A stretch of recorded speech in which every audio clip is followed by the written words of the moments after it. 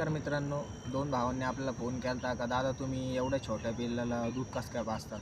तुम्ही बघू शकता मित्रांनो, आपल्याकडं हा पंप आहे, साधारण मेडिकलमध्ये 10 रुपयाला भेटतो. आपण याच्यामध्ये शेळीचं दूध टाकलेलं आहे मित्रांनो. तुम्ही बघू शकता आता एवढं छोटं पिल्लू आपण याला कसं पाजतो हे बघू शकता मित्रांनो. हे थोडंसं माझ्याकडून जास्त दाबलं. हे मित्रांनो बघू शकतो तुम्ही कसं पिऊ राहिलं ते पिल्लू. हे बघा मित्रांनो आता हे साधारण छोटं पिल्लू आहे तर याला किमान अर्धा मिली 1 मिली खूप होऊन जातं नाही, कारण याचं पोट छोटं राहतं मित्रांनो. आणि आता आपलं एक मोठंवालं बी आहे, त्याला आता सवय झालेली आहे, त्याचं नाव आपण गोल्या ठेवलेलं आहे. ते बघू शकता तुम्ही आता ते कसं येईन आपल्याकडं.